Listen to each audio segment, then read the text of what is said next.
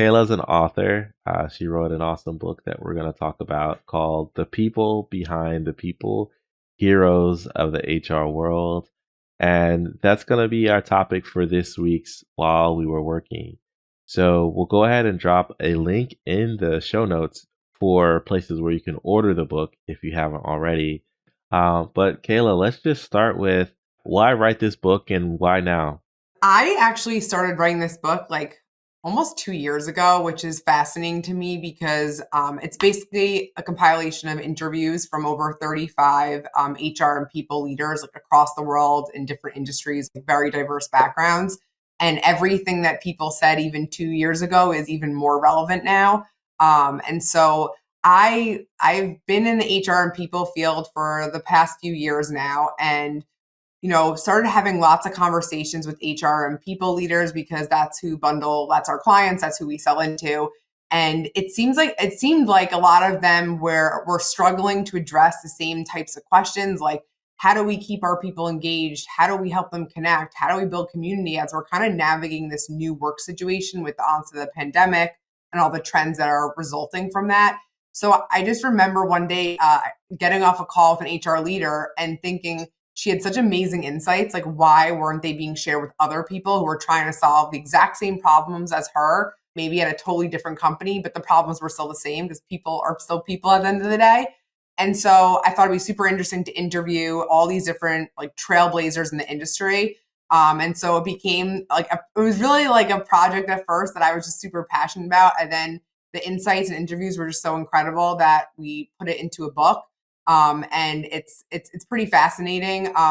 They're all answering the same questions, but have pretty different ways of looking at how to retain employees, how to recruit employees, what's the future of tech with HR, what's been empowering employee experiences that they've either led or been a part of, who are they inspired by, and it's been really like honestly for me even I've taken a lot of the insights and implemented it in my own company.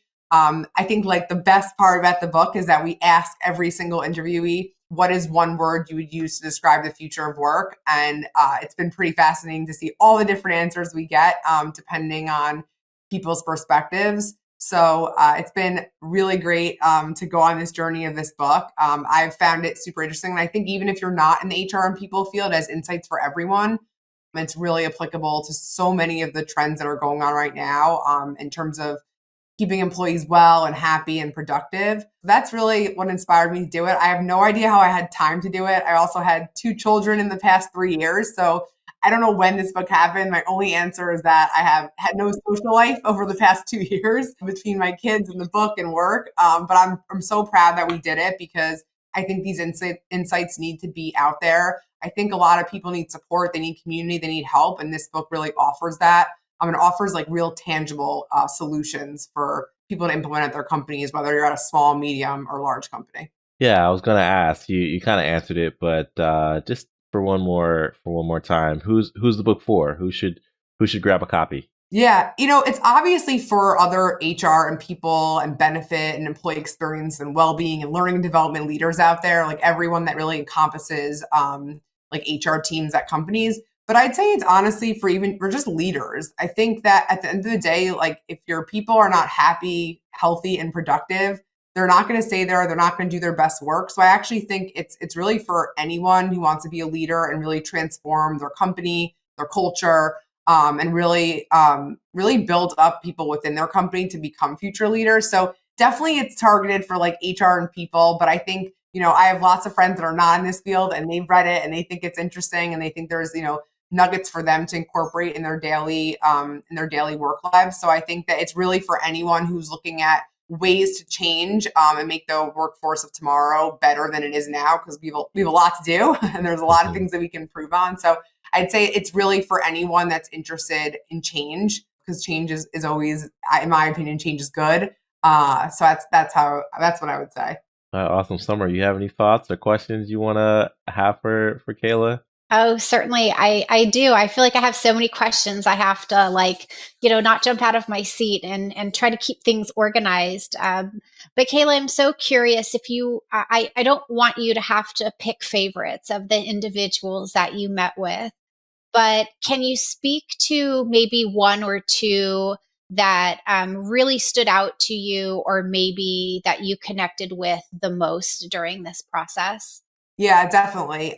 So I mean, there's many that I can think of, but there's two that really stand out for me. So one is Jim Link, who is the CHRO of SHRM, which is like a leading organization in the HR field that supports HR and the benefits space. And his word was personalized to describe the future of work, and that really resonated with me because that when I think about the future of work, I think it has to be personalized. I think for so long companies have really put into place very cookie cutter approaches to solving problems, and every employee is different. They have different needs, they have different like lives at home, they have different lives at work, and I think having a personalized approach and curated choices for employees just key to the future of work. And Jim said it so much more articulately than me, but I think that personalized is really like a really important way to think about the future of work as we're building companies and incorporating our values. And then another one that stands out for me is Stephanie Bishop, who's the chief people officer at High Marley. And her word was compassionate as describing the future of work. And that was really interesting for me too, because I think often people just view employees as employees and not realizing that those employees have families, they have personal lives, whether they have kids, don't have kids, whether they're single, married, junior in their career, senior in their career.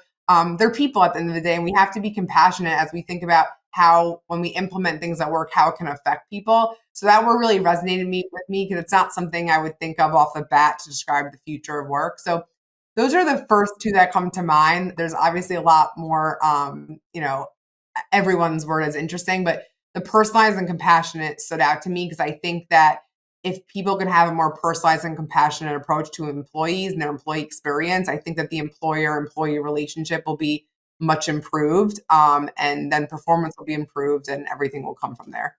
It's really great to hear you share that, because Joey and I were actually just talking on our podcast last week about some topics that I think have very similar themes. We were talking about not taking a one size fits all approach and really needing to embrace the concept of a whole person instead of just an employee or just a worker. So I would say that we definitely agree in those regards. And for companies that haven't quite embraced that, we do also think that the longer they take to do it, they will definitely be at a disadvantage to those companies that really do get it and have already made those changes. Yeah, I couldn't agree more. And obviously, Joey, who was in my book as well, his word was agile, and that's obviously a great word too. But I thought I'd obviously give a shout out to some others in the book.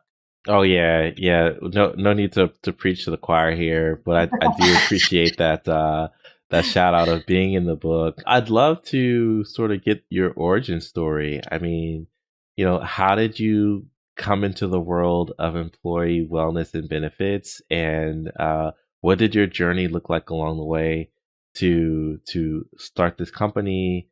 And you told us what it was to write the book, but really start the company and do what you do on a day-to-day basis. Yeah, so I actually started out in finance. I was in sales, so very different than what I do now. But I worked in finance as like the first part of my career, and I was in a very male-dominated environment. I think we had around 5 women out of like 40 people on our team, and just witnessed a lot of the women as they were becoming parents. They were also trying to climb the corporate ladder, and they were really struggling to balance everything that was going on in their personal lives and managing their families and children, and also climb the corporate ladder and really be the leaders they aspired to be. It seemed very frustrating. Our company, I worked at very large banks. They had benefits, all these amazing benefits, but none of them were personalized. None of them were tailored. Like women didn't even know what child care benefits they had. And I just felt like there had to be more to support working parents. I was not a parent at the time. I just felt like things could be done better. Here I was at like very well-funded, capitalized organizations. And I just felt like they were not walking the walk and talking the talk in terms of supporting their employees. So I applied to business school with the idea that I wanted to do something that could make like the benefit like space better, more personalized, more supportive. I wanted to support working women and working parents, but I didn't exactly know how. So I got into business school. I quit my job. I moved to Israel for 6 months to really get a sense of like the entrepreneurship landscape. And I worked at a venture capital firm there and really learned like the ins and outs of entrepreneurship and investing. Found out I did not like the investing side. And every time I was at a table with an entrepreneur, I like wanted to be them. They were dealing with like such interesting problems and fires. And it just, there was like this adrenaline rush that I like loved.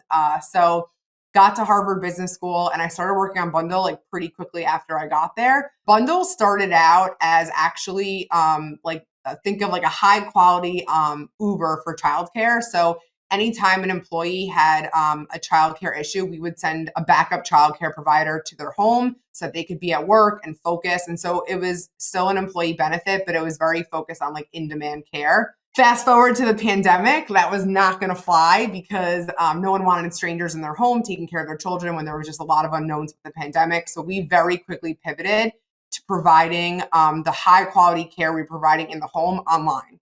So we basically started conducting live one-on-one sessions for children and for elders to support working parents and caregivers during the pandemic.